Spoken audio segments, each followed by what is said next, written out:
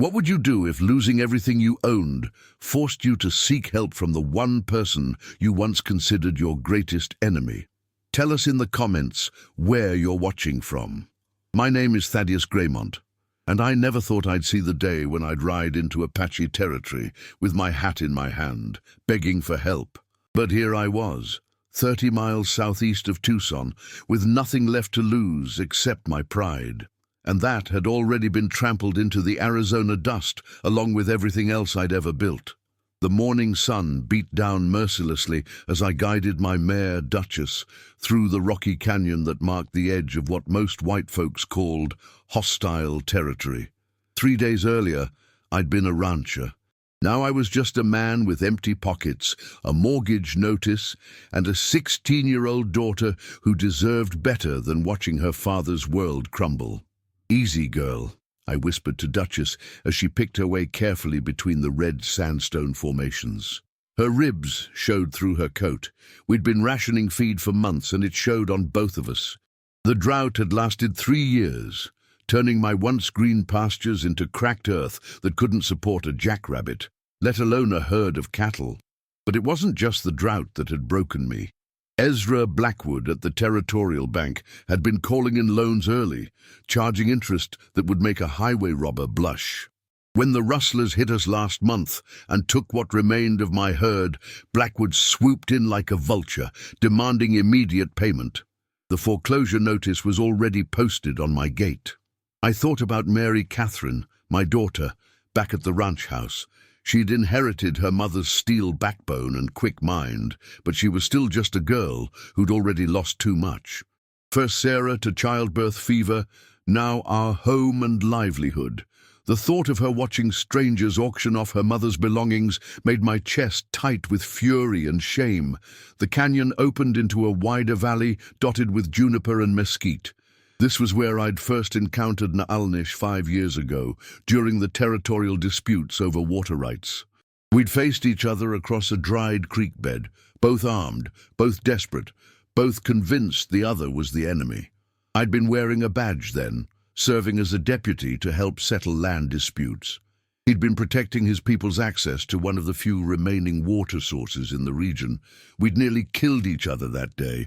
Only the arrival of federal mediators had prevented bloodshed. The dispute was settled with lawyers and paperwork, but the tension remained.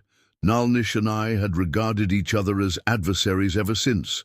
Respectful adversaries, perhaps, but enemies nonetheless. Now, I needed him. The irony wasn't lost on me. I'd heard whispers in town about Apache raids increasing lately and about families going missing. But I'd also heard other whispers about Naalnish's band struggling with their own problems. The reservation system was squeezing them, and rumors suggested they were facing starvation. We were both desperate men leading desperate people. A shadow moved between the rocks ahead, and I slowly raised both hands to show I carried no rifle. Duchess snorted nervously as 3 Apache warriors emerged from concealment, their faces painted for war, their weapons ready. I recognized none of them, but they clearly knew me. "I seek Naalnish," I called out in the broken Apache I'd learned during my cavalry days. "I come with respect. I have a proposal." The tallest warrior, barely 20 years old, but already bearing scars that spoke of hard battles, studied me with eyes older than his years. He spoke rapidly to his companions in their native tongue, then fixed his gaze back on me. "You are the rancher Graymont," he said in perfect English, "the one who fought our war leader at Widow's Creek." "I am. And I come seeking his wisdom, not his blood." The young warrior's expression didn't change, but something shifted in his posture. "Naalnish remembers you. He said you were brave for a white man. Foolish, but brave." He gestured with his rifle toward a distant ridge. "He is hunting. We will take you to him, but you will surrender your weapons." I unbuckled my gun belt without hesitation and handed it over, along with the knife from my boot. The warriors bound my hands loosely, a formality rather than true restraint, and led me deeper into their territory. We rode for an hour through terrain that would challenge a mountain goat, following trails that seemed to exist more in memory than reality. When we finally reached their camp, I was struck by how different it looked from the military reports I'd read. This wasn't a savage war camp, but a community struggling to survive. Women tended small fires with precious little fuel. Children played quietly with toys carved from scraps of wood, and the men maintained weapons and gear with the careful attention of people who knew they couldn't afford waste. Nalnish sat beneath a large mesquite tree, working on a rifle that had seen better days. He looked up as I approached, and I saw the same keen intelligence in his dark eyes that had impressed and worried me 5 years ago. He was younger than me by a few years, but hardship had carved lines around his eyes that made him look older. "Thaddeus Graymont," he said, setting aside his rifle, "you come to my camp with bound hands and empty holsters. Either you have grown wise, or you have grown desperate." "Both, I reckon," I replied, noting how he used my full name, a sign of respect among his people, I'd learned. "I need to speak with you about a matter that affects both our peoples." Nalnish studied me for a long moment, then gestured to the ground across from him. As I settled cross-legged in the dirt, I caught sight of a woman watching from beside one of the shelters. She had Nalnish's strong features and intelligent eyes, but where his expression was guarded, hers showed open concern. She held a small bundle in her arms, a baby, I realized. "My sister, Ayana," Nalnish said, following my gaze. "Her husband was killed in a raid 3 months ago. The child is hungry, as are we all." His eyes fixed on mine with uncomfortable intensity.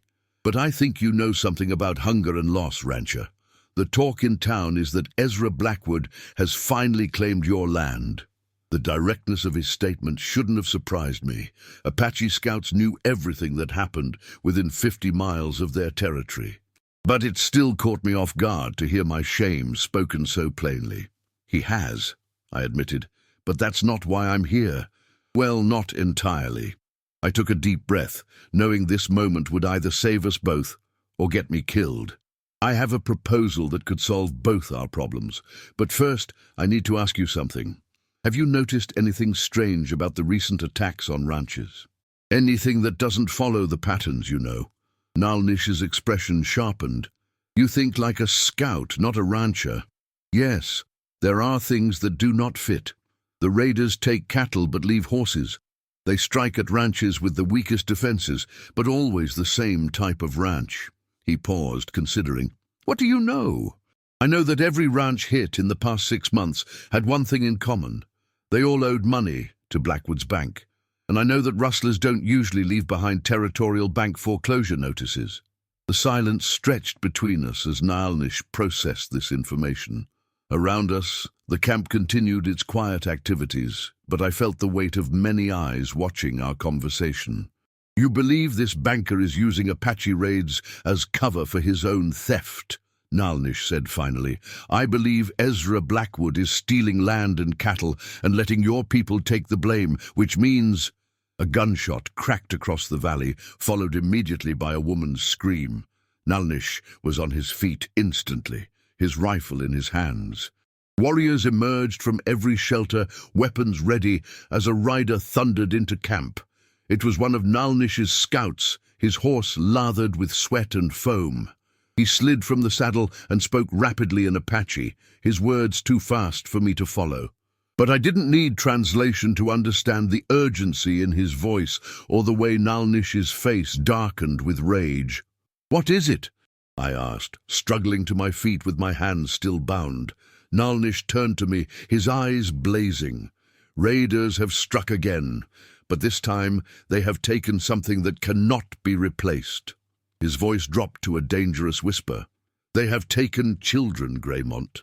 Apache children, and they left behind the signature you spoke of, foreclosure notices from your friend Blackwood's bank."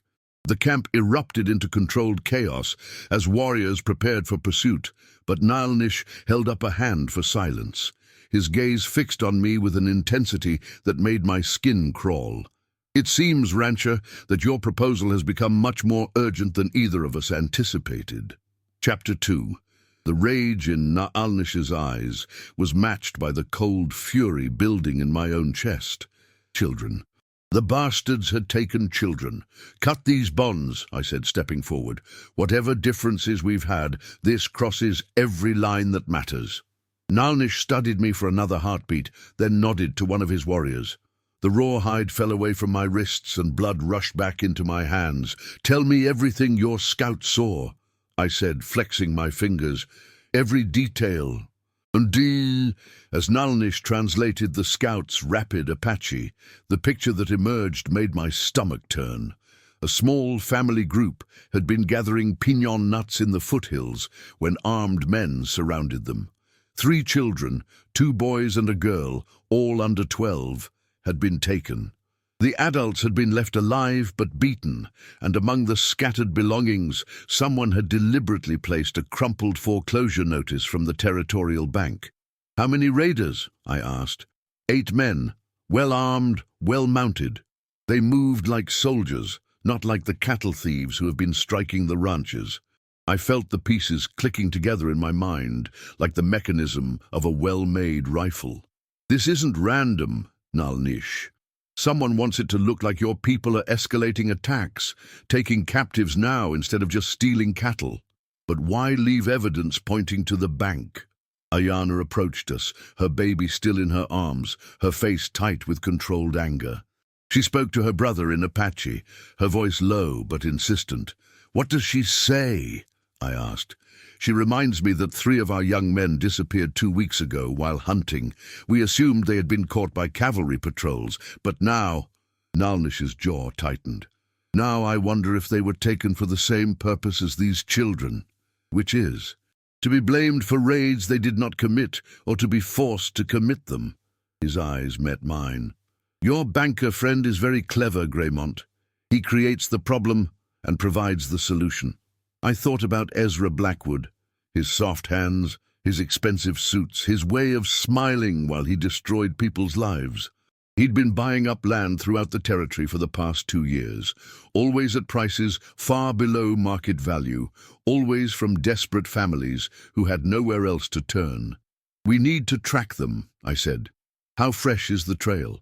3 hours. Perhaps 4, but they ride toward Tucson, into country where we cannot follow without bringing the cavalry down on our heads. But I can follow, I said. I still have friends in town who would listen to me, and if I'm right about what's happening, we need proof before anyone else gets hurt. Nalnish turned to address his warriors, speaking in rapid Apache. Several of them protested, their voices rising with obvious disagreement. I caught enough words to understand they wanted immediate action, not careful planning. They want blood, Nalnish explained. Their children are gone, their young men are missing. Patience is a luxury we cannot afford. Patience might be the only thing that saves those children, I countered. If we ride in blind, people die. If we're smart about this, we might save everyone and stop Blackwood for good. A new voice joined our conversation, Ayana speaking in English this time. The white rancher speaks wisdom, brother, but his people will not listen to Apache words about stolen children. They will say, we lie to cover our own raids. She was right, and we all knew it. The territorial newspapers had been full of stories about Apache savagery for months. Even if we had proof, who would believe us? Then we need more than words, I said slowly. We need to catch them in the act. I outlined my plan as it formed in my mind. The foreclosure notice left behind was dated for next week. Blackwood was planning another raid to give him excuse to foreclose on another property. If we could predict which ranch would be hit next, we might be able to set a trap. My daughter, I said, the words coming hard. Mary Catherine. She's been keeping our books since her mother died. She knows every ranch family in the territory, knows who owes money and how much. If I can get to her, she might be able to tell us which property Blackwood is likely to target next. And how do you propose to reach your daughter without alerting this banker to our cooperation? Nalnish asked. I smiled grimly. Because according to every white man in Tucson, you and I are enemies. No one would suspect us of working together. I paused, considering the risks. But I'll need something from you, something that will make my story believable. What do you need? A wound? Something visible but not serious. And maybe a few of your warriors to chase me toward town, making enough noise to be heard, but not enough to actually catch me. Nalnish's eyebrows rose. You want us to help you fake an Apache attack on yourself. It's the only way I can return to town without questions about where I've been. And it gives me a reason to warn people about increased Apache activity, which will make them more likely to listen when I tell them about the missing children. For the first time since I'd arrived, Nalnish smiled. It wasn't a pleasant expression. You are either very brave or very foolish, Thaddeus Greymont, but you think like a warrior. I think like a father, I corrected. And right now, we're all fighting for our children. The preparation took an hour. Using a mixture of clay and berry juice, Ayana painted convincing wounds on my arms and face. Cuts that looked serious, but were only cosmetic. My shirt was artfully torn, and Duchess was fitted with a blanket that would make her look like she'd been ridden hard. As the sun began its descent toward the western peaks, Nalnish and I shook hands. His grip was firm, calloused from years of hard work and harder fighting. When you find where they have taken our children, he said, send word. My warriors will be ready. And if this goes wrong, then we will mourn our dead and plan better vengeance. His expression softened slightly. But I do not think it will go wrong. You have the look of a man who has lost too much to lose anything more. The ride toward Tucson was the most terrifying performance of my life. Nalnish's warriors pursued me for the first 5 miles, whooping and firing shots into the air, staying just close enough to be seen by any observers, but far enough away to ensure my escape.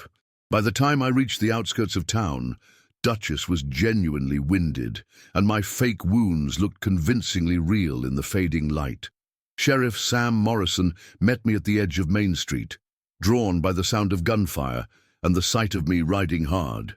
His face went pale when he saw the blood on my clothes. Jesus, Thad, what happened? Did those Apache devils finally— They took them, Sam, I gasped, letting exhaustion color my voice. The children. They took Apache children, and they're planning something bigger. I slumped in my saddle, playing up my supposed injuries. I was tracking rustlers near Devil's Canyon when I stumbled into their camp. Heard them talking about raids, about taking prisoners. Morrison's hand dropped to his pistol. You sure about this? Apache don't usually take captives. That's what makes it so damn scary, I said. This isn't normal raiding, Sam. Someone's organizing them, paying them maybe. And I heard names, white names, being discussed around their fire. The sheriff's eyes sharpened. What kind of names? I met his gaze steadily, knowing this moment would determine whether my plan worked or failed. The kind that wear expensive suits and own banks, Sam. The kind that might benefit from increased Indian trouble in the territory. As Sam Morrison's face darkened with understanding, I knew the next phase of our desperate gamble was about to begin. But first, I had to get home to Mary Catherine and pray that my daughter's sharp mind could help us figure out where Blackwood would strike next. Because somewhere out there, Apache children were counting on us to be smarter than their captors, and time was running out. Lucia Chapter 3. The ride to my ranch felt like the longest journey of my life, even though it was only 8 miles from town. Every shadow could hide an enemy, every sound might signal danger. But the real fear gnawing at my gut wasn't about Apache warriors or Blackwood's hired guns. It was about facing my daughter and telling her the truth about what I'd done. Mary Catherine was waiting on the front porch when I rode up, her rifle across her knees and her mother's determined expression on her young face. She'd heard the gunshots from town, seen me riding hard across the valley. The moment she spotted the blood on my clothes, she was off the porch and helping me down from Duchess. "Papa, you're hurt. What happened out there?" "No, it's not as bad as it looks, sweetheart," I said, letting her help me inside. The ranch house felt different now, smaller, emptier, knowing it wouldn't be ours much longer. "But we need to talk, and I need your help with something important." As I cleaned the fake wounds from my face and arms, I told Mary Catherine everything. About my desperate ride to find Nalnish, about the missing Apache children, about my growing suspicions regarding Ezra Blackwood. Her face grew paler with each revelation, but her eyes never left mine. "You made an alliance with Nalnish?" she asked when I finished. "The Apache war leader?" "I made an alliance with a father whose children are in danger," I corrected. "Just like I'm a father whose daughter deserves better than watching her home get sold to pay a crooked banker's debts." Mary Catherine was quiet for a long moment, processing everything I'd told her. Then she walked to the kitchen table where she kept our ledgers and account books, the careful records that had helped us survive the lean years until now. "If Mr. Blackwood is targeting ranches based on their debt obligations," she said, opening the largest ledger, "then I can predict his next move." Her finger traced down columns of numbers: debts, payments, foreclosure dates. "The Hendersons have a note due next month. The Carruthers place is already in default but still occupied, and the Martinez family—" She paused, her finger stopping on a particular entry. "Papa, the Martinez ranch is perfect for Blackwood's scheme." "Why?" "They owe almost $2,000 due in 10 days. But more importantly, their property sits right on the river, the only reliable water source for 20 miles. If someone controlled that land, they could control every ranch in the valley."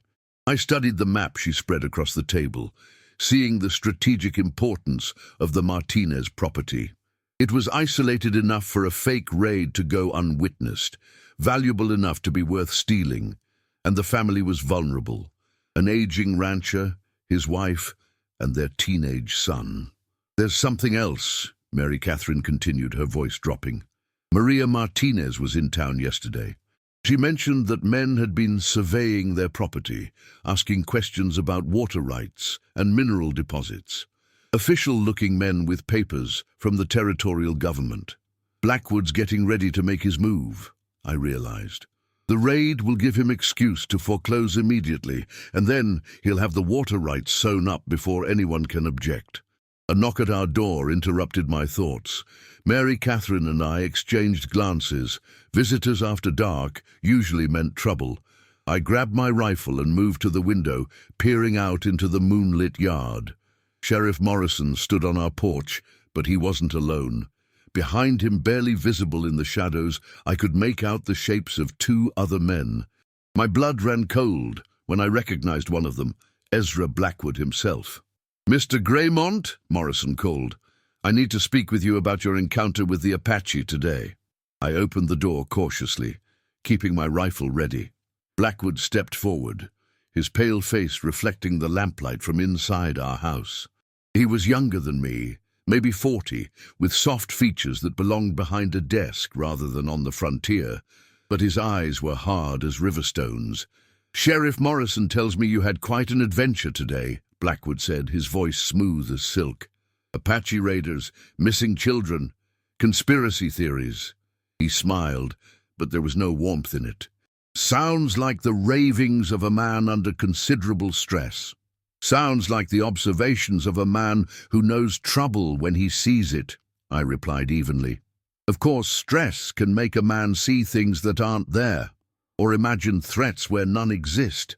Blackwood's gaze moved past me to Mary Catherine, and something cold slithered down my spine. I'd hate for such confusion to spread through the community. People might start imagining all sorts of wild theories. The threat was clear, even couched in polite language. Morrison looked uncomfortable, shifting his weight from foot to foot like a man caught between competing loyalties. "What exactly are you saying, Blackwood?" I asked. "I'm saying that spreading panic about organized Apache raids could be very harmful to the territorial economy, very harmful indeed."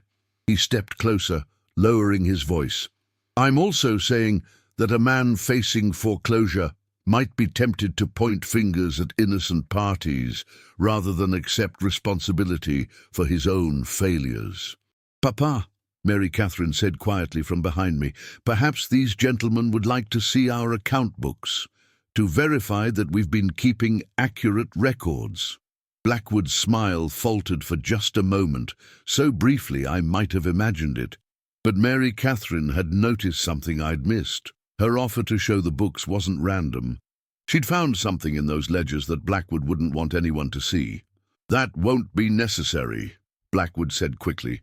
"I'm sure your father has been diligent in his record-keeping." "Oh, but I insist," Mary Catherine continued, moving to the table where the ledgers lay open. "We have records going back 5 years, including some very interesting correspondence about water rights and territorial surveys."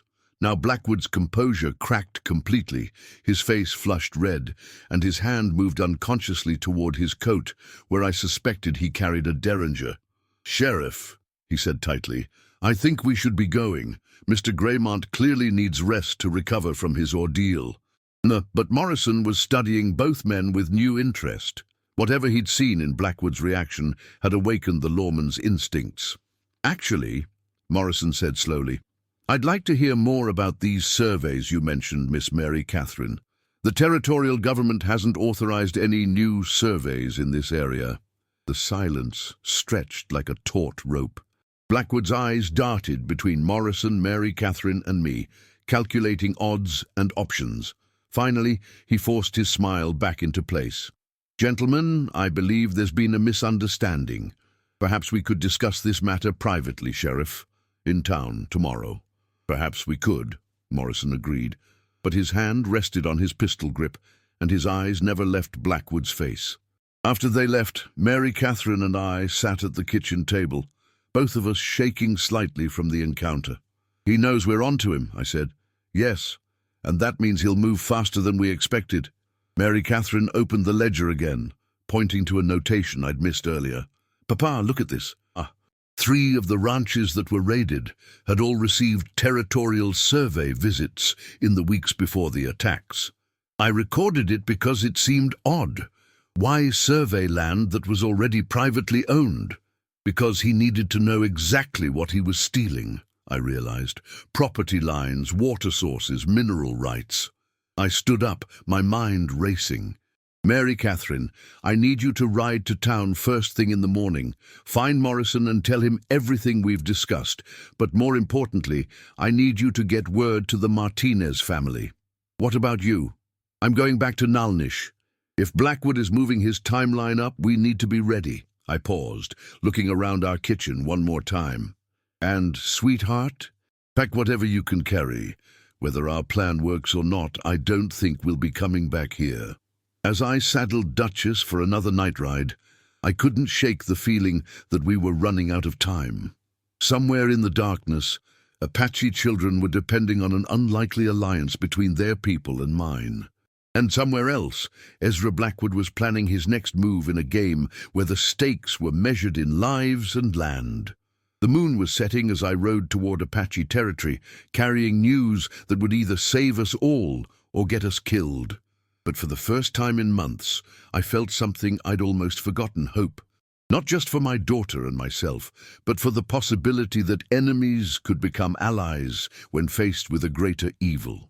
The real test would come tomorrow, when words turned to action, and everything we'd built toward would either triumph or crumble like dust in the desert wind. Chapter 4. I reached Nalnish's camp just before dawn, but found it nearly deserted. Only a few women and elderly men remained, tending small fires and watching the eastern horizon with worried eyes. Ayana emerged from one of the shelters, her baby still in her arms, her face grim. "They have gone to scout the town," she said before I could ask. "Nalnish grows impatient. The children have been missing for 2 days now. Where can I find him?" "Follow the ridge north until you reach the old mine. But be careful, Thaddeus Graymont. My brother's heart is dark with anger, and angry men make dangerous choices." I found Nalnish and 6 of his warriors positioned on a rocky outcrop overlooking the main road to Tucson. They'd been watching the traffic for hours, and their faces showed the strain of helpless waiting. "Any movement?" I asked, settling beside him. 3 wagons heading to town, all carrying families, a cattle drive moving south, and one very interesting group of riders who passed at sunrise. Nalnish handed me a pair of field glasses. "Look toward the Martinez ranch. Through the lenses, I could see the small adobe house and outbuildings of the Martinez property nestled in the valley below. But what made my blood run cold was the line of riders approaching from the east. 8 men, well armed and moving with military precision. "It's happening now," I breathed. "Blackwood isn't waiting for nightfall." "My thoughts exactly." Nalnish's voice was deadly calm. "But there is something else you should see." He directed my attention to a small grove of cottonwoods near the ranch house. Hidden in the shadows, barely visible even with the glasses, was a covered wagon. As I watched, I caught glimpses of movement, small shapes that could only be children. They brought the captives with them, I realized. They're going to stage the entire raid with the Apache children as witnesses. When it's over, they'll claim the children were rescued from Apache raiders. Except that our children will tell a different story. Not if they're too scared to speak, or if something happens to them during the rescue. I lowered the glasses, my mind racing through possibilities. "Nalnish, we need to move now. If we wait for Morrison and the territorial militia, those children, all of them, could be dead. What do you propose?" I studied the terrain between our position and the ranch. The raiders had positioned themselves well, with clear fields of fire and good escape routes. But they were expecting to face a helpless family, not trained Apache warriors. "Your men are better fighters than Blackwood's hired guns," I said, "but they're also outnumbered and outgunned if we attack directly." I pointed to a dry creek bed that wound around the ranch property. "But if we split up, create confusion, make them think they're facing a larger force. You want to create a real Apache raid to stop a fake one. I want to save children and expose a murderer. How we do it matters less than getting it done." Nalnish studied the ranch for a long moment, then turned to his warriors and spoke rapidly in Apache. I caught enough words to understand he was explaining the plan, dividing responsibilities, preparing them for battle. "3 of my men will circle around from the north," he told me. "They will create noise and movement to draw attention. 2 more will approach from the south to secure the children. You and I will take the direct approach. You trust me to fight beside you. You are here, are you not? When you could be safe in town, protecting only your own daughter." Nalnish shouldered his rifle. "That speaks louder than words, Thaddeus Graymont." "Deed." The attack began 20 minutes later with a series of war cries echoing across the valley. Blackwood's men, who had been preparing to stage their raid on the Martinez family, suddenly found themselves under real assault. The confusion was immediate and devastating. From my position behind a low stone wall, I could see the raiders scrambling for cover, their careful plan dissolving into chaos. The Martinez family, an elderly couple and their son, had barricaded themselves inside their house at the first sound of gunfire. "Now," Nalnish whispered. We broke cover together, running low across the open ground toward the covered wagon where the children were hidden. Bullets whined overhead, but the raiders were too busy dealing with attacks from multiple directions to focus their fire effectively. I reached the wagon first and threw back the canvas cover. What I saw inside made my heart clench with rage. 3 Apache children, 2 boys and a girl, all under 10 years old, sat bound and gagged in the wagon bed. Their eyes were wide with terror, but they were alive. "It's all right," I said in my broken Apache, cutting their bonds with my knife. "We're here to take you home." Behind me, Nalnish appeared and spoke rapidly to the children in their own language. The relief on their faces was immediate and profound, but our rescue was far from over. "Movement from the house," Nalnish warned. I turned to see Ezra Blackwood emerging from the Martinez adobe, a pistol in one hand, and young Martinez held at gunpoint with the other. Even from a distance, I could see the panic in Blackwood's pale face. "This wasn't supposed to happen," he shouted across the yard. "You're ruining everything." "Let the boy go, Blackwood," I called back. "It's over." "Nothing's over. I've spent 2 years setting this up, buying the right people, planning every detail." His voice cracked with hysteria. "Do you have any idea how much money is at stake? The water rights alone are worth a fortune, and the mineral surveys show..." A rifle shot from the rocks above cut him off mid-sentence. One of Nalnish's warriors had found a perfect vantage point and put a bullet through Blackwood's gun hand. The banker screamed and dropped his weapon, clutching his wounded arm. Young Martinez broke free and ran toward the house where his parents waited. The remaining raiders, seeing their leader wounded and their plan in ruins, began to scatter. Most threw down their weapons and surrendered rather than face Apache justice in the desert. As the gunfire died away and dust settled over the ranch yard, I found myself standing beside Nalnish, both of us breathing hard from the fight. The Apache children clung to their war leader, speaking rapidly in their native tongue. "They say the raiders spoke of more children," Nalnish translated. "Apache young men taken from other bands, forced to participate in raids on white settlements. Where? A canyon stronghold 2 days north of here. They were told they would be killed if they refused to fight." I looked at the wounded banker, who was now sitting in the dirt, clutching his bleeding hand. Sheriff Morrison and a small posse were already visible on the horizon, drawn by the sound of battle. "Blackwood," I called, "tell me about the other captives." "I don't know what you're talking about," he whimpered. Nalnish walked over and squatted beside the banker, his knife visible in his hand. He didn't threaten. He didn't need to. The blade caught the sunlight as he began cleaning his fingernails. "The Apache children say you spoke of the young men you hold," Nalnish said conversationally. "They say you threatened to kill them if these little ones did not cooperate. This troubles me greatly." Blackwood's face went white. "They're alive, all of them. Canyon del Oro, about 40 miles north. There's an old mining camp there, heavily guarded. But they're alive, I swear it." Sheriff Morrison and his posse arrived as we were tying up the last of the raiders. Morrison took one look at the scene.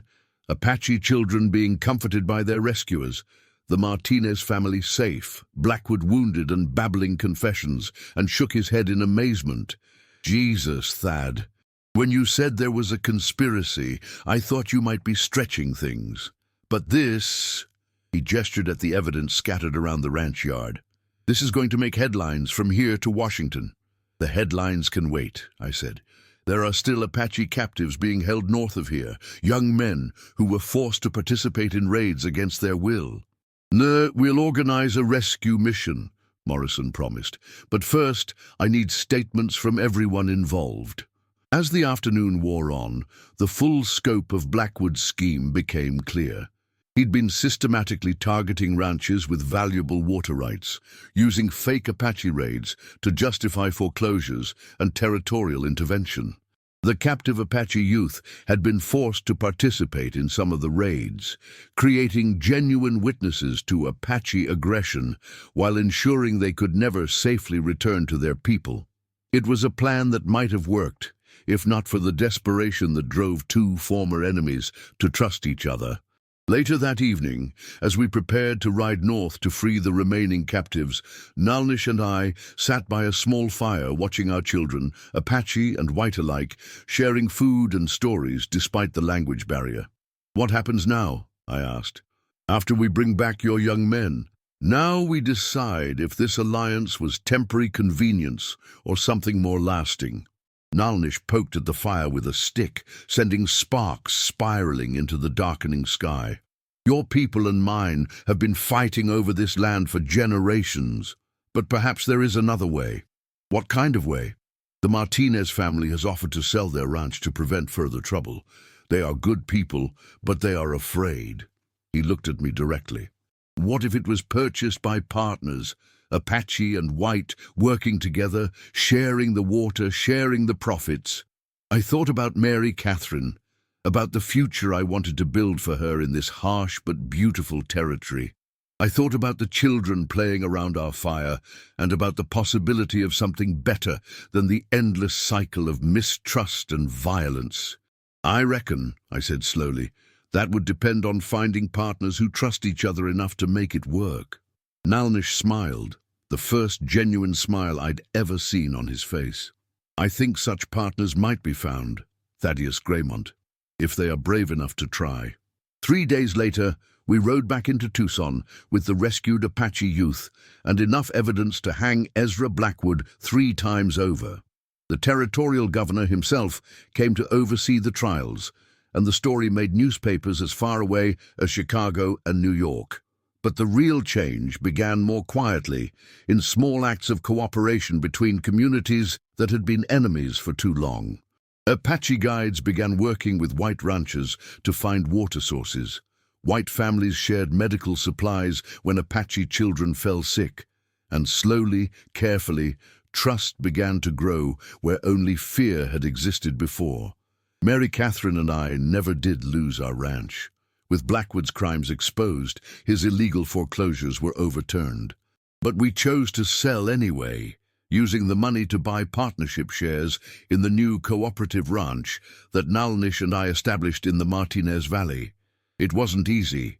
Building trust between peoples who had been at war for generations never is.